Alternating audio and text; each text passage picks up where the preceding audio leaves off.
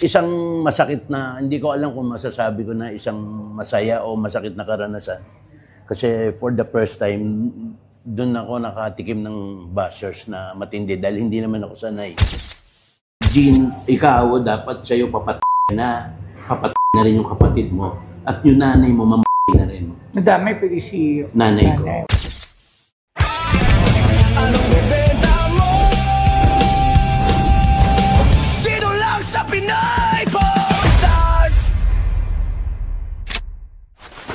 Magandang... Kuya Jean! Yes. Siyempre, si Kuya Jean natin. Mamigaya. Pangalawang best. Yes, nung 23, nandito kami kasama ko si Kuya, binenta yung balisong ni Erpat. Yes. Yung maliit, tsaka isang malaki. Malaki. Ngayon, ano naman? Well, ito, dalawa yung siyempre, unahin ko yung naging controversial at kung saan ako nagkaroon ng pinakamaraming base sa buong mundo ata. Bashers? Bakit? Yes. Ano nangyari? Sobra. Kasi ito yung complete set ng suot ko nung kasal ni Claudia Barreto na pamangking ko, na anak ni Dennis. Ayan, pantalon, yung inner ko, ito yung barong kumpin niya na galing pang Aklan ng Kalibo. At siyempre, ito pa yung kasama niya sapatos.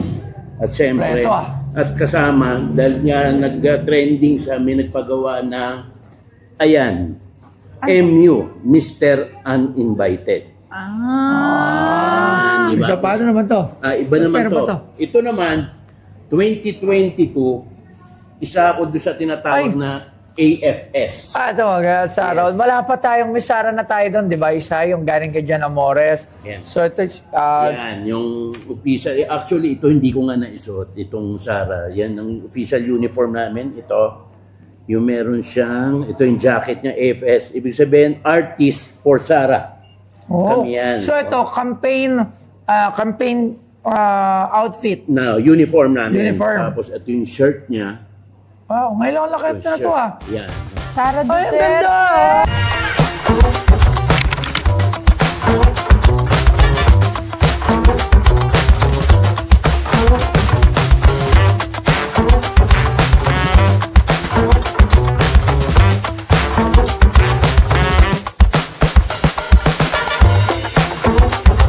Alam mo ba, noong 2022, nagsanib puwersa ang dalawang political dynasties, ang Marcos at Duterte, sa ilalim ng tambalang Uniteam nina Bongbong Marcos Jr. at Sara Duterte Carpio.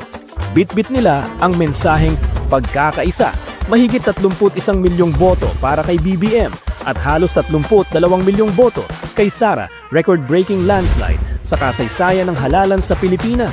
Pero ang hindi alam ng marami, may mga campaign souvenir na naging bahagi ng makasaysayang kampanya.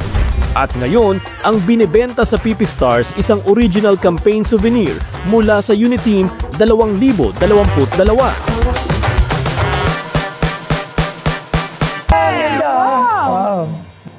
Kasi, bati pa sila dyan. Di ba?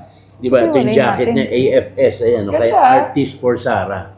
Ito ba something to na ano? Kasi Yes. 3 years. Yes. Oo. Lalo pagdating ng 28, di natin alam. Tapos, Walang political dito, walang puto, kulay. kwentuhan lang to. Ang kinakwento lang natin dito ay yung yung Yes.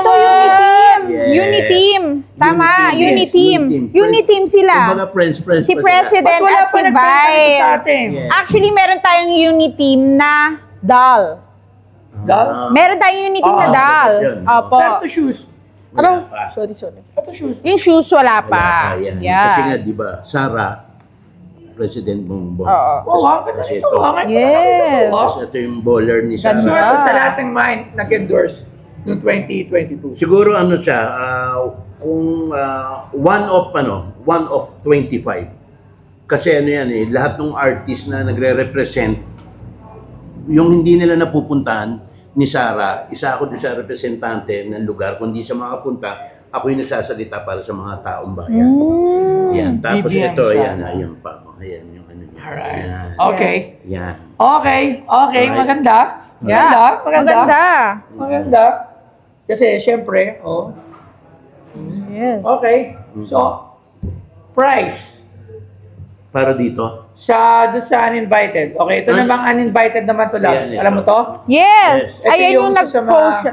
ano siya, nandun sila, pero hindi pala sila invited. Hindi ka- kasi hindi ka naman invited, ba't As kasi per punta? Sir Jean. Kasi pinilit lang ako ng kapatid ko samahan siya kasi kumbaga ang dating outnumbered. Para may kakampi. Yes, at isang masakit na, hindi ko alam kung masasabi ko na isang masaya o masakit na karanasan. Kasi for the first time, doon ako nakatikim ng bashers na matindi dahil hindi naman ako sanay. Kilala mo naman ako. Masayahin lang. Masayahin Komedyante lang. lang. Na in-express ko lang yung feeling. Bakit ba? Thoughts. Bakit nagkaroon ng issue, Kuya Jean? Ano ba? Anong una mo post? Nagsalita lang ako doon na ito lang yung unang beses ko, ngayon lang ako magsasalita. Yun yung post ko nun na regarding doon sa nangyari. Nakita ko kasi, tsaka nandun ako, nakita ko yung nangyari, nakita ko yung pakiramdam nung nasaktan kong kapatid, nakita ko paano na luha at na lungkot yung nanay ko nakasama namin. Up to now, talagang hindi ko rin matanggap kasi para sa edad, ito kasi hindi naman ako nagpa-interview eh. Maraming gusto interview sa akin, gusto akong bayaran para magpa-interview, pero wala akong pinagbigyan. Mula nung magsalita si Marjorie, lahat, nung magsalita siya, isang damakmak, libo-libo yung naging bashers ko na talagang masasakit yung mga sinasabi, up to the point na may message yun na, Jean, ikaw, dapat sa'yo papatay na rin yung kapatid mo at yung nanay mo mamatay rin. Nadamay pwede si Nanay ko. Which is, matanda na. Yes, parang foul kasi yung mahirap doon sa mga nagbabas saka yung mga trolls. Napakasakit na hindi nyo naman kami tunay na kilala eh. Diba? Sana nagtanong kayo. Sa tagal namin naging tao, sa tagal namin sa industriya,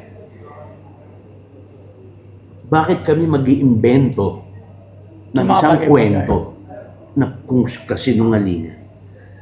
Hindi na bagay sa amin yun. Kasi Tsaka lalabas din eh, pagka nag-invento ka. Lalabas din sooner or later yung matotohanan. So walang dahilan para, lalo na celebrity figure, kaya katulad natin, walang sense mag-invento eh. Kasi kalokohang hindi lalabas ng matotohanan. Oo, totoo. Kaya ngayon sabi ko, ito ba naman edad namin, mag-iimbento pa kami ng kwento? Saan ba nag-start?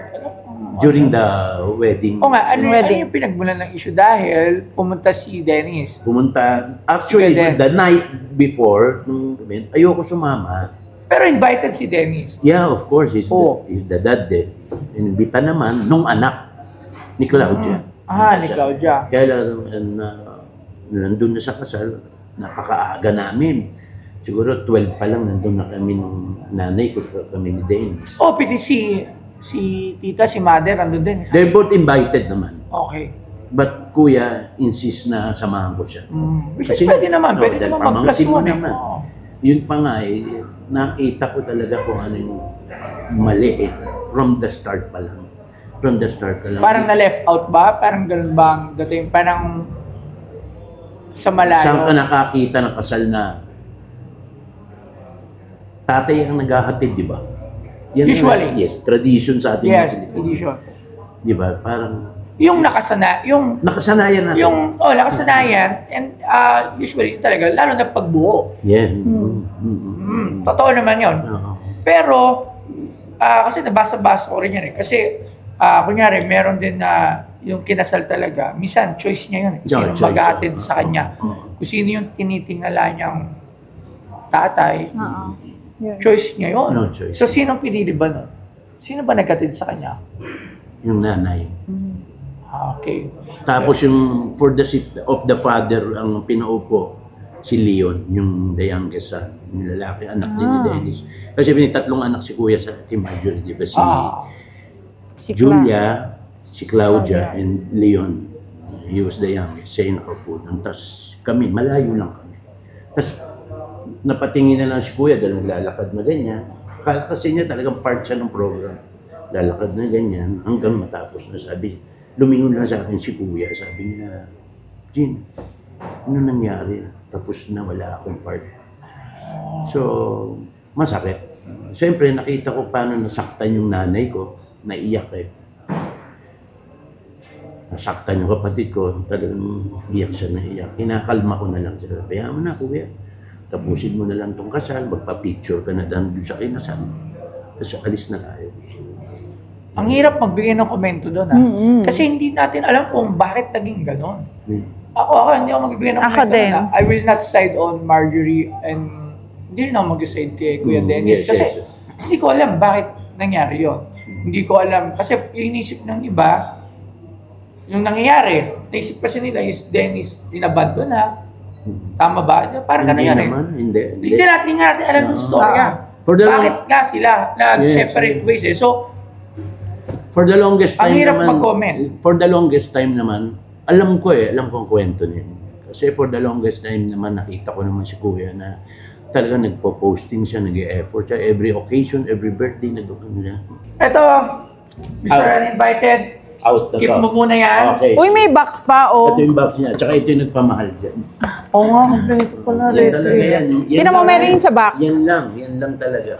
Alright, tawagin natin Sir Angelo. Patawag nga lang tayo ng expert. Sir Angelo, ayan. Good afternoon. Ito, Campaign Materials 2022. Ngayon ko lang nakakita nito, kasi nakita ko ang ganda. Yes, Ang gandang ito. i-keep for souvenir. Campaign materials. Okay. Ang ganda na ng mga campaign materials. Dati, titingnan natin, mga sticker lang. Ano to eh? No? Kompleto. Si Arangelo kaya AFS, Artist for Sarah. Sa mga artista. Siguro mga ano Celebrity. kami, artist niyan, mga 20 o the most 25 Oh. na nagre-represent Sarah kay all. Sa mga talaga. lugar na hindi niya napupuntahan, kami pinapupunta. Tapos yung kung ano yung sasabihin niyan, meron kaming kopya. Yun ang sasabihin lang namin, no more, no less. Bawal magdagdag, bawal magbawas. Bawas. Okay. Marami Saka yung shoes niya Kompleto nga. ng Unity. At ito po yung ID. Ito yung tinatawag na rubber shoes. Na? Rubber shoes. Rubber, ano? Rubber shoes. Rubber shoes. Oh. Ako, to my regret, To my regret. hindi ako nakolekta nung campaign memorabilia ni BBM Sara. Pero ano kasi, kung collector ka, walang political na kulay yan eh. Oh, wala. Kaya dapat kolektahin mo. Lahat meron. Yes. Lahat kolektahin mo. So ito, part ito ng Kaya nga gusto ko. collecting It's Hindi not naman Sarah, sa- it's not Marcos. It's about the material tsaka yung eleksyon ng 2022 na dapat meron ka. Yes. Oh, si Len din, di ba? Oo. Si Lenny, maganda din. Meron ka nun, marami ka, no? konti lang din. Ano. May- Hindi, meron Kay mga tabs ako. Miss Lenny. Okay. Siyempre, yung mga ginamit. So yung ganyan, magkano yan? Well, sa ngayon, pantago lang talaga ito. Kung bibili mo siya, pantago. huwag mo bibili mo masyado. Kasi wala namang, kung unless may relevance talaga, yung kilala yung nagsuot. You know. Pero ngayon, mga pantago talaga siya. So, Ito, naghahanap how much? ako nito personally. Ang budget ng sa ganito, mga 1,500 to 2,000. Ha? Pag ganyan. Madami ba yan? Marami sila panimigay niya. No? Sa mga artista. Same din ba to din sa mga, hindi sa artista lang? Alam ko may mga nakakuha. Alam ko meron, Yung pinamigay talaga. Hindi lang artista. Siyempre, hindi pa bibenta yan. Pambili pa lang. Ano. Siguro, kung kukunin mo between 5 to 8K. Yun yung present. Lahat? Parang present price yun. Kasi hindi ko na bibenta yan eh. Pantago yan for the future. Ngayon kasi, wala masyadong bibili. bibili yan. Walang bibili sa inyo yan. So, kung makukuha mo na mura, kunin mo na mura. Kung mahal naman, pwede ka pa mag-abang-abang para makakuha ka pa ng iba. Alright. Yun yung sa akin. Sige. Thank you Salamat. po. Maraming salamat. Thank you. Thank you, brother. Hello po. Parang ayaw ka ng kamay ni Sir Hindi. Jim. Hindi ako pa. Alright. So, Sir Jin, pagkano unang tingin mo dyan dapat? Pepresyo ko siya mga nasa 100. 100. Okay, Uy, pero... ako gusto ko yan. Gusto Pero ko. syempre, may expert tayo na... Ito, pwede ko ba ito iuwi? May expert tayo. Ano, suotin mo pa? Hindi. I'm a fan. Okay, ako gusto ko rin yan. Pero kasi nga, as present nga, talagang bago pa eh. Oo. So talagang yung price will be ranging lang doon. Tapos ito madami. So hindi ko natatawaran yung 8,000. 8,000. Pero pag-isipan ko. Okay. Call? Ganun ka pala mag-isip. Ganun ako Di ba? mag-isip eh. 8,000, maraming salamat. Maano Dito, pa nga at ako least, eh. meron Sasabihin na. ko sana 10, kaso 8 na lang. Hindi, kasi Wala, dapat... nagkamay na kayo eh. Teka lang. Hindi pa naman tayo Hindi ko. nagkamay. Alam mo, sinisisi mo. Siya pa din. Yung Hindi. po, si Sino? Miss, si Si ano. Angelo? Oo. Ba't kasi dumating ka pa? Ba't dumating ka ba? Sa shop ko eh. Ba't Oo. tumitawid ka Diba? pa dito? So, maraming salamat, Sir Jean. Thank you very much. John, Salamat. and Siyempre, congratulations. Siyempre, yung uninvited Yeah. soon. Yeah. Malay mo, sa sunod, kasama mo na si Claudine. Okay, maraming salamat. Thank you. Ayun. Ito po si Jean Padilla. Siyempre, nandito tayo sa kay Boss Toyo sa Pinoy Pawn Star for the second time. At yung parang memorabilia ng mga campaign materials na kasuotan namin ng mga artists for Sara during the 2022 election kay Vice President Sara Duterte. Okay, nagkasundo naman at maraming salamat at mabuhay ang Pinoy Pawn Star. Boss Toyo, thank you.